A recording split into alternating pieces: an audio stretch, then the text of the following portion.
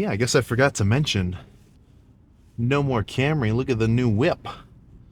Right? Pretty sleek. Come on. I'm just kidding. It's a rental. I'm on a trip, and I'm out in the mountains. I'll tell you, this morning was fucking nuts. I go in to do my cardio, 30 minutes, and honestly, like the intensity, it felt the same as normal. Like I was breathing fine. I wasn't like, I wasn't. I was just doing my 30 minutes like normal. But at the end of it, dude, I was just beat red.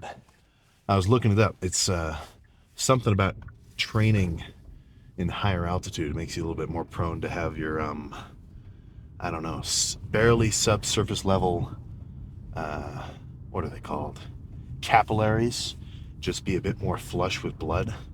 But before and after, like if I took a picture, and I'm not talking just my face, I mean like my whole body. Before and after I did the 30 minutes, I may as well have sat in like a sun tanning machine for like half an hour. Like I was comically red. But 30 minutes after, plus having some AC on in the car, and I was back to normal. But for a second, I was like, Jesus, dude, what the hell's going on with me? Did I eat something I'm allergic to? No, that was kind of freaky. But plan now, go smash back. And I'm pretty excited because this gym has some, I don't want to, like, not groundbreaking, of course. I'm fine with a back day of just lat pull downs, cable rows, and some pullovers. But some machines, I just like them. They're made with care. I'm talking about some of the hammer strength, underhanded pull downs and rows. I love those. They're kind of, I don't know, maybe they're just more expensive because they are pretty bulky. I mean, oh my goodness. It's not just like a weight stack with a few cables on a little metal rig. It's like just massive arms of steel so you can pull on one side and have the weight on the other side go up. So I guess it would make sense that they're a little bit more scarce in just regular gyms. But whenever I get to use them, I love it. There's also a chest supported T-bar row, which I'm not exactly sure what machines I'm going to use. I'm kind of have to gonna get in there and see what I think is going to feel good once I'm warmed up. Because until I'm actually in there and I get the stuff in front of me, I don't know. It just doesn't really make sense to pick something based on how you feel before you even get to the gym, right? Like, it's like I know I like lat pull downs, but what if when I get in there and I see a lat pull down in front of me and a machine pull down in front of me? I'm not really sure what I'm going to pick. So that's kind of why I like having a bit more of an open training style. Because, once I'm actually there, I don't have to just read off a piece of paper and be like, oh, I wish I didn't have to do these pull downs. I wish I could do this instead. Well, whatever. It's on the piece of paper. I'm not going to say it's going to give you groundbreaking changes to swap movements out like that. Because at the end of the day, I mean, they both hit the same muscle groups in basically the same way. But I think the added level of comfortability of doing a movement that you feel like doing right then and there, it's going to let you go harder. And the more hard sets you can get under your belt per workout, leave, eat your food and repeat, the better. And I don't think that's anything new. I don't think that's anything that someone has to hear and think, no way. If I go hard, I'm going to make progress? Are you serious? I've never heard that before. I've just been doing like, a couple reps and then racking it. Oh, shit, I'm supposed to go hard. Now I get it.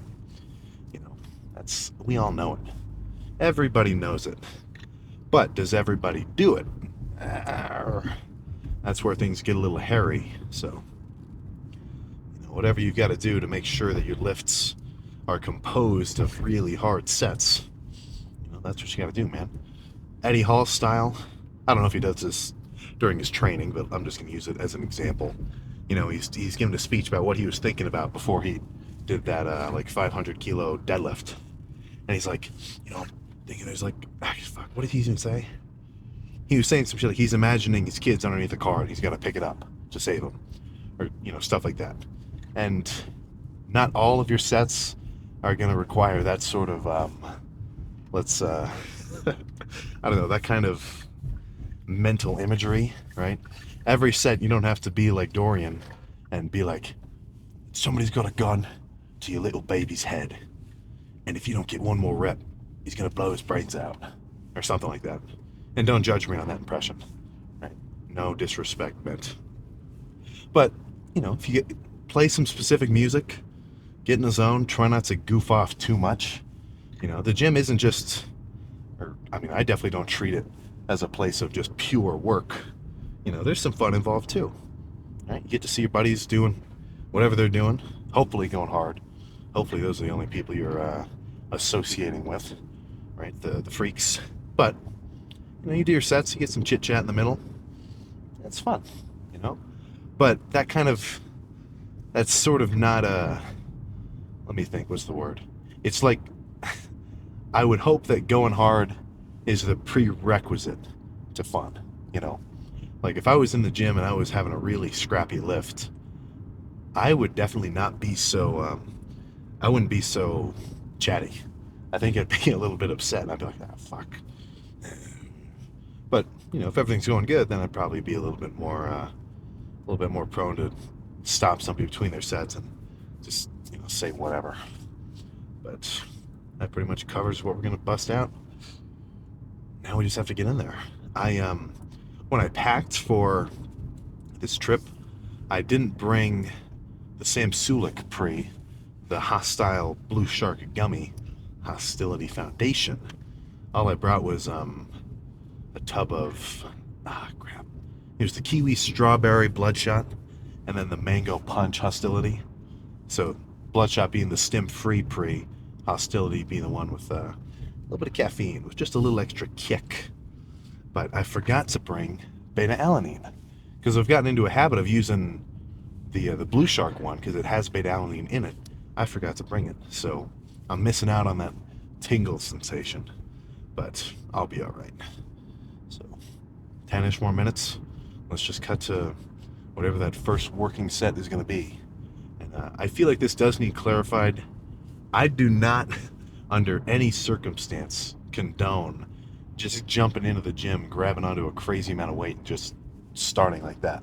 When I say let's jump into the first working set, and then I cut to like 3 plates on bench, or like the stack on hamstring curls, or some heavy ass row like we're about to do, that's not the first thing. I don't just run in there and throw up all that weight. That is just, that's beyond foolish, of course. There's a bit of a warm-up period. And not even just like doing light reps. Before I move into any kind of movement, be it chest, back, legs, arms, right? I start off usually with the cables. That's just what I'm most comfortable with. Sometimes dumbbells if the cables are taken.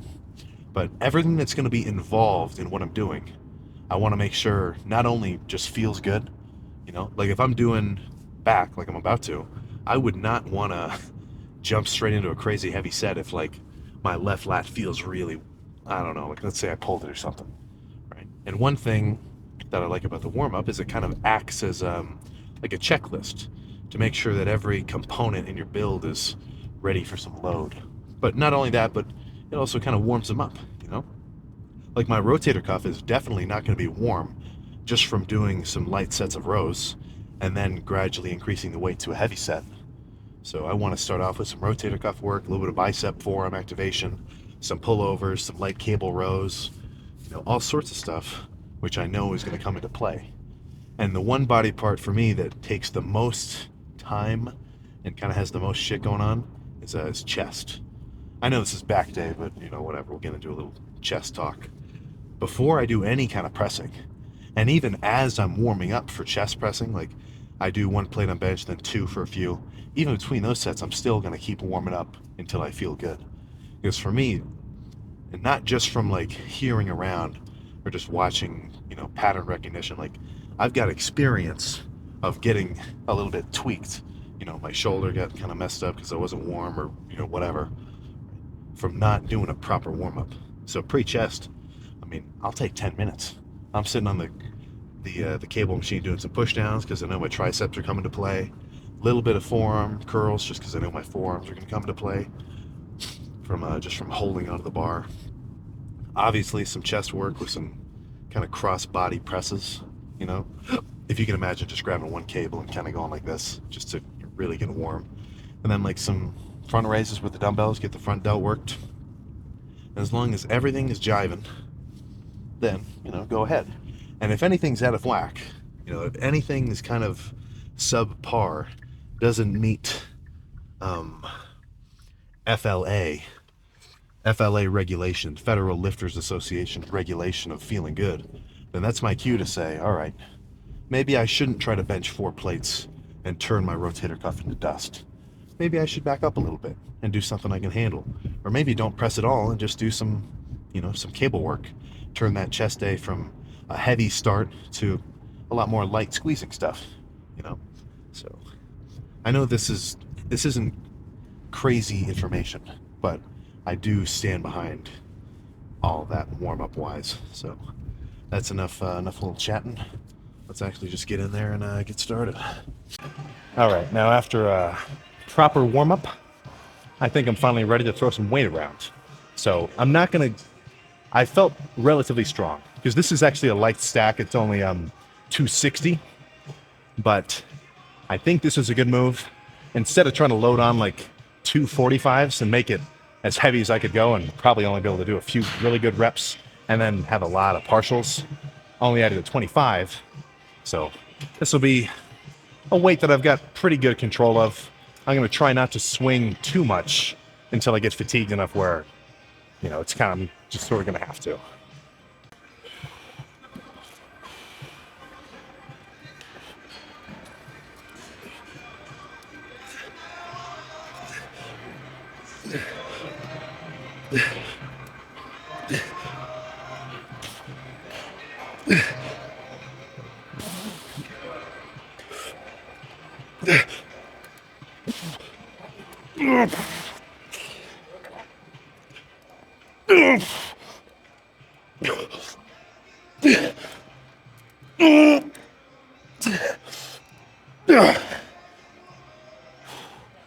Okay. Let's lose the 25 and repeat.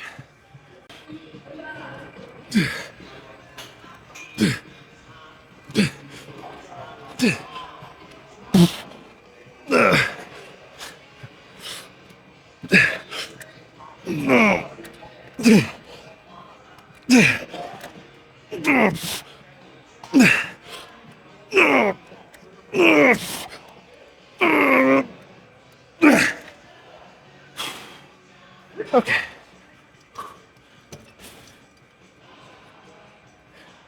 I think two's enough here.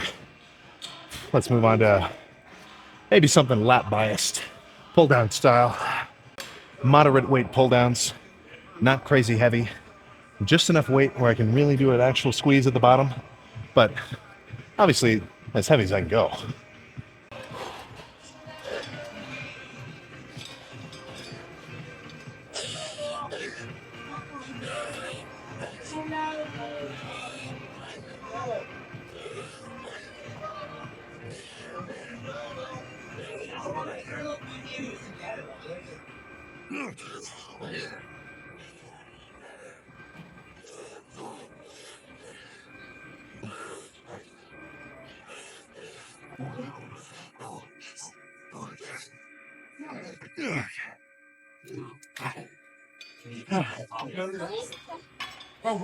One more. Same thing, just different handle.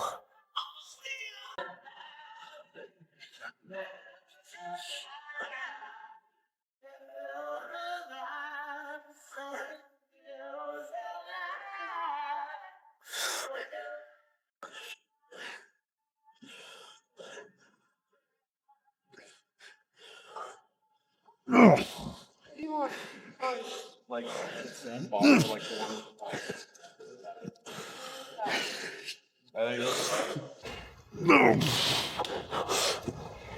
okay.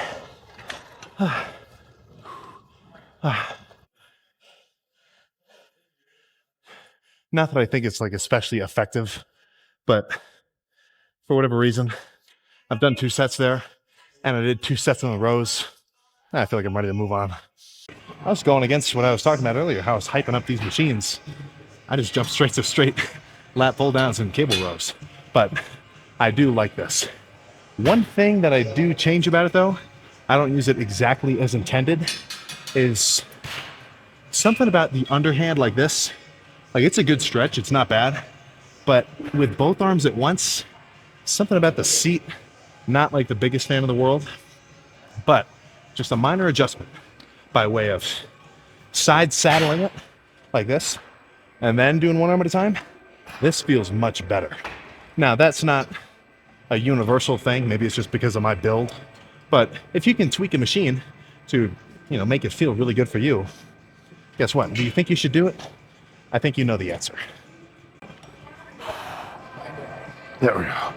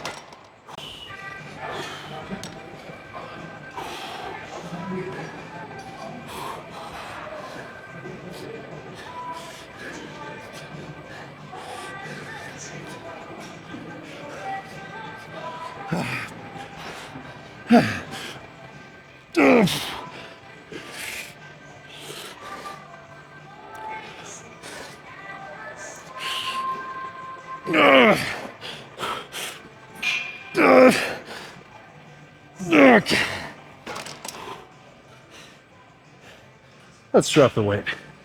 A little bit ambitious with 3 plates.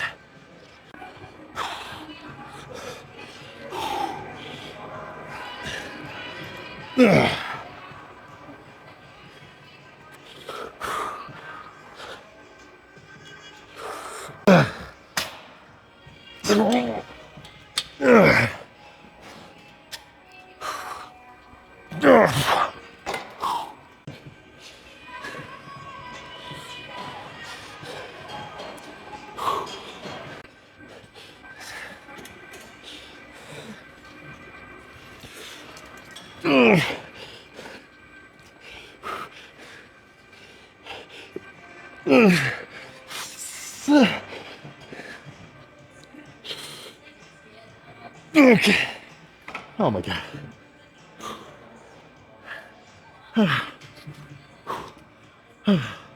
2 plates may have been just a little bit too light, but oh my goodness.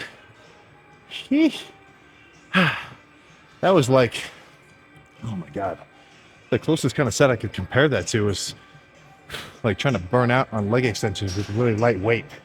Like the problem didn't become moving the weight. It just kind of became like dealing with the feeling of the burn while I did it. Whew. Like I wanted to cut that first set at 20 or at 15, but that's enough here. I think let's do something else. We're getting close to the end. I'm thinking just 1 set of pullovers and then I can be done. Now the question is just how heavy do I want to make them? Because I want to go heavy enough that it's, it burns, but light enough that I can actually do good reps. Just a little bit of a, what's the word? A Goldilocks situation. There we go. So I think a little lighter is perfect.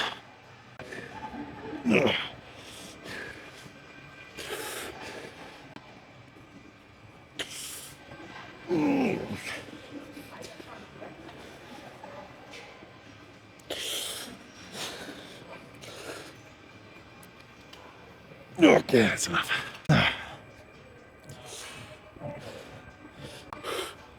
Okay. Oh. My left lat's been hanging behind the right one size-wise. So 15 reps, the right one felt just a little too easy, like I called it early, but I want the left lat to catch up. So let's find a mirror and check this shit out.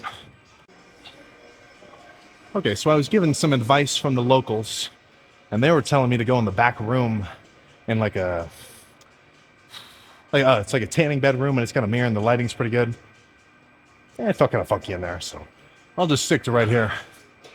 It's not the best, but it's not the worst either, so whatever. You shouldn't have to rely on fancy ass lighting to see a good pump anyway, Right? That's like editing your pictures. If you have to edit it and like set up the light just perfectly so that your pictures look good, then you've kind of missed the point.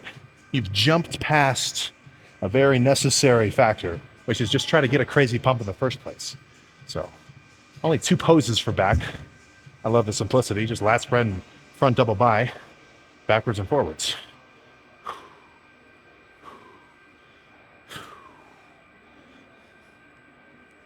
So most of the fluids that are filling up my lats right now come from some Snapple apple, which I was drinking all day. I love it. I don't mind a bunch of sugary drinks as long as you work it off. I think you're all right. When people comment about the sugar intake, you have a point. Oh my god. Let's just hit this last one before I keep talking. Oh my god. Look, you have a point.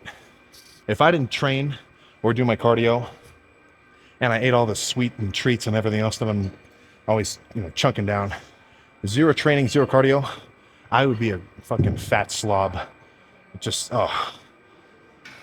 probably be on my computer playing games all day, right? Not ideal. So you have a point. I'm not going to lie to you.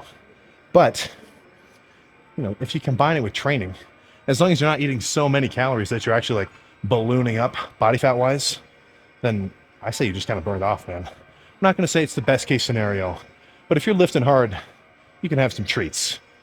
I stand behind that pretty strongly. But get in the car and roll, man. I'm done. I'm out of here. Okay, now that was pretty good. I don't really have any complaints. Felt good. Felt crazy pumped. Felt nice and hydrated. Got a lot of sleep. Maybe a little bit of excess sleep. I don't know if this is totally legit. I'm usually under the impression the more sleep, the better. But, yeesh. Time zone change plus just general fatigueness. I've spent more time in bed the last few days than I have out of bed. Let's just say it like that. That's how much I've been lazing. But it's all part of recovery. And honestly, I wouldn't be surprised if I'm still kind of reeling from sleep debt after finals. I know it's been like 2 weeks, but that is not fun. And I never learned my lesson either. I'm like incapable of changing my study habits to actually maintain a good sleep schedule. It really just ends up being like, okay, for this test, it will require, 10 hours worth of studying. And for whatever reason in my freaking brain, that just means, okay, I can study for 10 hours straight the day before. Oh my goodness. Not good. Not something I stand behind for sure. But luckily, it's behind me. I was about to say it's behind me. It's behind us. I've got a pretty big demographic that's still in either high school or college. So hopefully I'm not, saying any trigger words for you. Because honestly, fuck. I still have dreams. I still have dreams where I wake up, or not, I'm not waking up, but I'm asleep. It's usually towards the end of my sleep schedule because I wake up to the dream, but I'm asleep. And somehow I'm like, wait a second, I have a so-and-so chemistry exam. Oh crap, I didn't study at all. Like, I even think it for classes I don't even have. Oh my goodness, it's rough. So then I'll wake up, I'm like, wait a second, I'm done. I don't have any more of that. At least not for now. So enjoy the good times while they're here, and try not to think about anything academic at all. Just get focused on pumps. That's the way to do it. But the pre-workout meal was 3 donuts from King Super, spelled with 2 O's. Believe it or not, it's like a grocery store. It's just a off-brand Kroger, in my opinion. That's what I say. if I'm looking for a grocery store, I say, where's the Meijer? Where's the Kroger at? I don't know about no King Super, but they did have a lot of stuff I like. The grocery trip yesterday was all sorts of goodies. Some electrolyte mix, a thing of chocolate milk, a lot of deli turkey. Now, I hear bad things about the quality of deli turkey. Oh my god, I'm losing my mind right now with these hiccups. Not really, but you know what I'm saying. Like, I don't know, man. When I was an early lifter, I wasn't really I mean, in my first year of lifting, I never had ground beef. I wasn't taking down, top round steaks. I was doing a lot of eggs and a lot of turkey in the form of turkey sandwiches, just really thick, to the point where, honestly, for my size, it would be kind of comical how much turkey was on it. Like, people would kind of point it out. So I don't know. I like it. It's definitely better than. I'd rather have 50 grams worth of deli meat turkey than I would 50 grams worth of soy protein. And part of that is just being anti-soy or whatever. But actually basing my opinion off some numbers, which I know it's crazy, science-based, whatever. There are things in your diet which you should be, I don't want to say following like a strict plan on, because obviously, same thing with lifting, there's a lot of different ways to go about it dieting wise when it comes to just changing your body's composition in general. But of course, I'm going to be talking about like weightlifting style, muscle growth. But it's a little hypocritical, because obviously I'm eating all sorts of treats for carbs, and like, probably I'm not eating the most optimal fats. Like, I'm getting my omega-3s, man. I take in a ton of fish oil for sure. But carbs and fats maybe don't look up to me in that way. But protein, I can say this with certainty. You should be eating proteins which are high up on, I don't know what it's called. The basic premise of it is a protein grading scale. And it's on a point system from 0 to 100. The criteria I'm not totally certain on. I'm not a freaking scientist. But basic premise, 0 to 100, the quality of proteins from different foods. Now, what do you think is going to be on top? List off 5 protein sources which are going to be on top. Starting now. Stop. Okay, I may or may not have added like a game show audio. Sometimes I say I'm going to do that and then I forget. But way up top, I think what's up there. Steaks, well, beef, turkey, chicken, fish, eggs, milk, animal sources. I'm not going to say you can't build muscle vegan, but regardless of ethical quarrels, it is highest up on the protein scale. Catch your own fish with a fishing pole, man. I don't know. Do it as well as you can. Go hunt. But the dude eating legit protein sources up there, I'm talking milks, eggs, beef. I think that's where it's at. And not only just as a protein source, but just as kind of a complete food. I mean, I've gone through periods of like a lot of protein powder as my source of protein. Like I've had days where it's all protein powder, which if that's what you got to do, that's what you got to do. But I can tell I feel much better, just strength-wise, everything-wise, when I get at least, I'd say about 100 grams of protein worth of red meat in tandem with, a bunch of other sources, which, like I was saying earlier, were up top in that green zone. Now, you work your way down, you get into the C student proteins.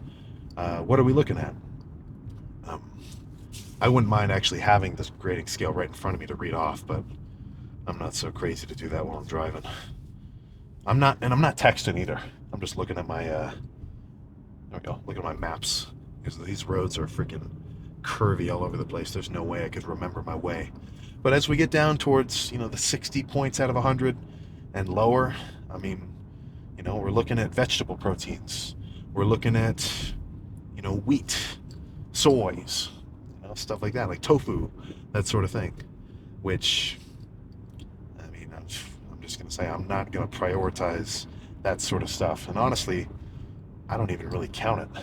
Like if you look in the nutritional, nutritional table? It's, what the hell is it called? Oh, the nutrition facts on any food you're eating. At least anything bagged. Anything that's not labeled like that, just look it up online. You know, macros in so-and-so amount of ground beef or something like that, you know.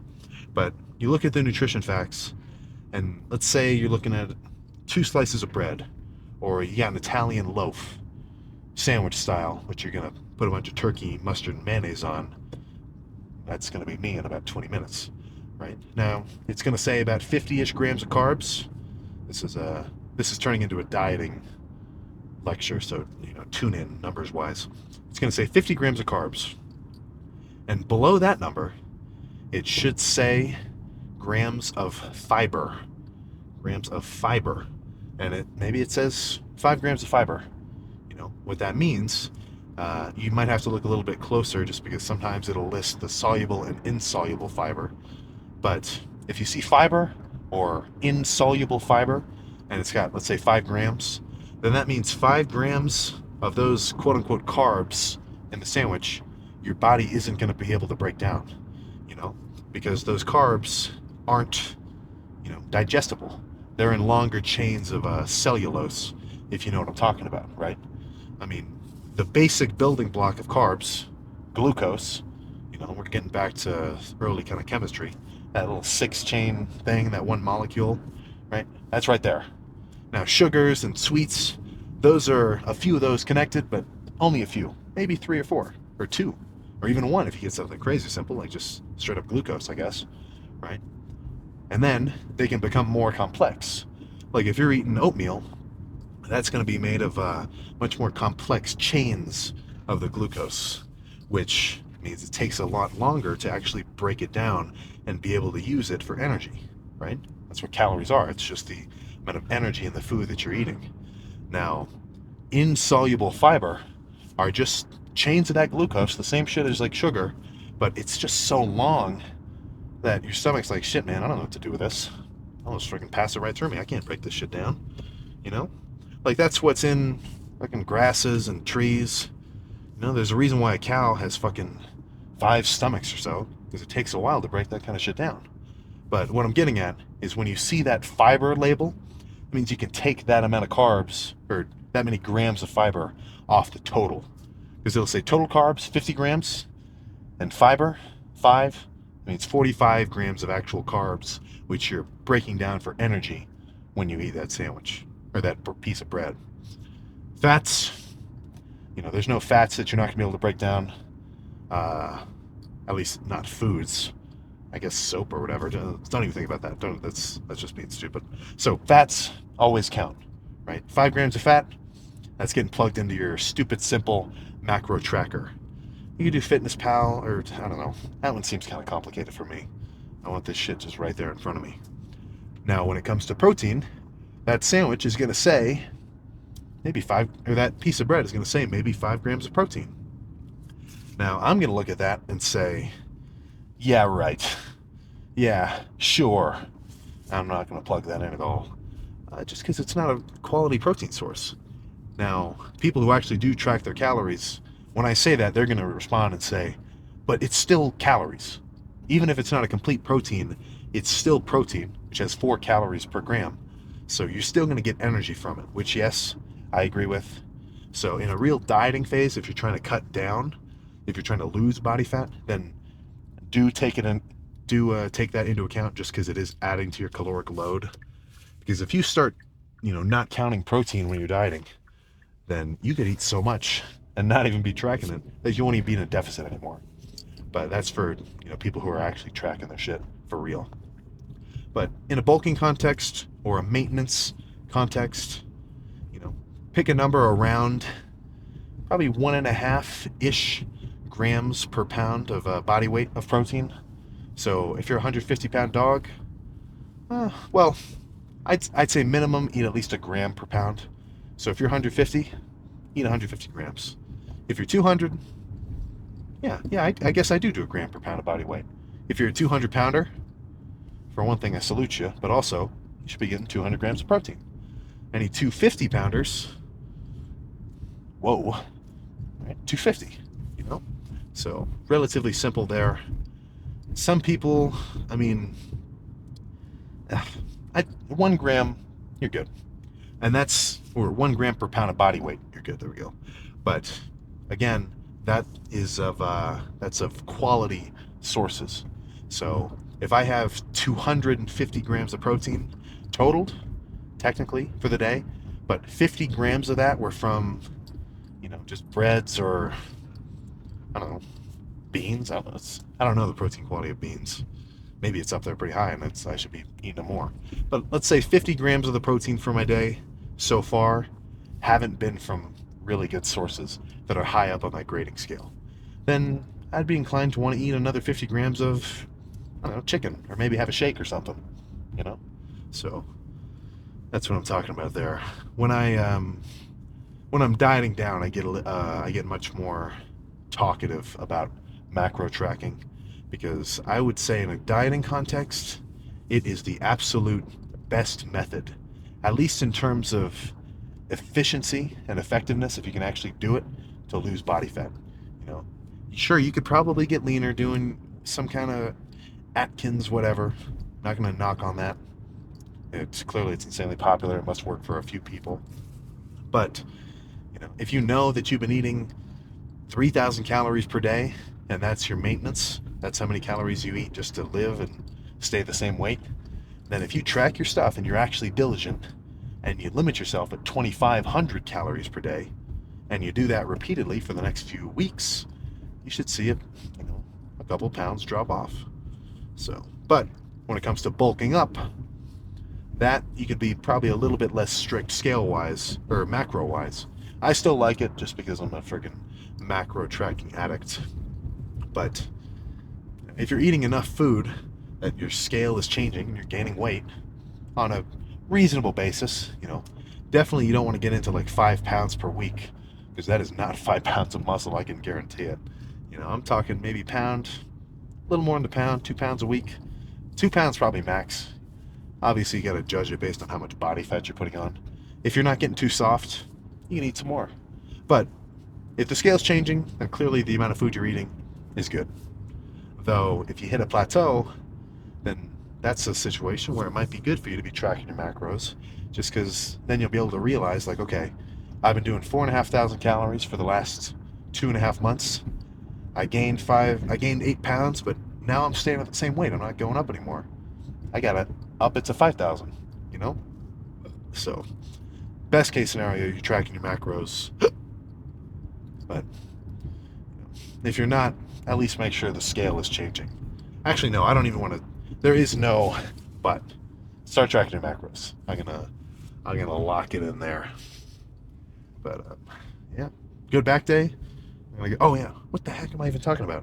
That whole rant started because I was going to talk about the pre-workout meal. I had already had a bunch of turkey and some protein from some chocolate milk too. Pre-workout, I'm not really focused. Well, pre and post-workout, I'm not insanely focused on getting protein in. I really just want to have some relatively quick digested carbs, aka sugars, aka sweets. So pre-workout, maybe 20 minutes before I actually, more like 30. It was just three supermarket donuts, original glazed, of course. I didn't look at how many calories they were. I was going to track them later because I knew I was going to have some more. But like I was saying in the pose down, as long as you're not putting on a ton of body fat, then I think you're at least not being too crazy if you have some sweets. You're going to be nice and carved up, right? That's what I think about it anyway. But don't forget that when I say anything, unless I really sort of like highlight, like, okay, this is legit, I like this a lot, I really stand behind this, like macro tracking or doing your cardio or pushing your sets really hard, stuff like that. But everything else, a lot of the time with these little bits of like diet advice or whatever, I'm not necessarily talking to you. I'm kind of just talking to myself in the third person, because I'm just talking about what's worked for me over time. So for me, I went down the route of macro tracking, and now I freaking like it.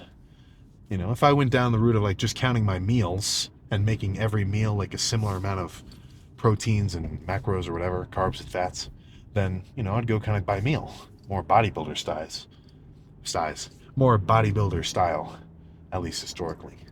But you know, something about the macro tracking method, it just makes the most sense to me. So back was good, lats, traps. I really liked that hammer strength pull down. That felt pretty cool, especially that second set. Oh, it just felt like a marathon. Oh my goodness. But tomorrow is going to be arms, obviously preceded by cardio. Maybe, I don't know what time I'll go in and do that. But 30 minutes, make sure the shirt's sweaty, and then I'm comfortable with that. So should be a relatively, not even relatively, what am I saying? Should be a pretty goddamn freaky pump. I'm already freaking excited about it. In terms of what the actual movements will be, to be determined. You know, same thing like I was saying earlier. I don't know what kind of movement I want to do till I'm really in there. Unless I have something, even if I have something really locked into my mind, like I'm thinking to myself, oh, okay, I really want to get some pull downs. I really want to get some incline bench. I really want to get some alternating dumbbell curls in. Even if I've got that mindset going in, if for whatever reason, maybe a machine preacher catches my interest, or like a dip machine or just something else, then that's what I'm going to go with. So just a little bit of a peek into the thought process. There we go. So now just get to go home, go to a little ramen restaurant. Probably, I had one bowl the last time I went. I'm gonna get two this time. I think I need two freaking bowls. So if you're bulking, go hard, man. Get some food in your system. I think you already know the drill. If you're dieting down, maybe just tune out the parts where I talk about eating donuts and sweets and treats. I know I'm just fucking tempting you by saying that. So don't even think about it. Don't even think about cheating. You gotta get lean, man. Come on. Were you about to have a cheat day tomorrow? Were you thinking about it? Get out of here. All right, but that's all I got. I'm gonna make it up this hill without crashing before I turn the camera off. There we go. Now I will see you next time.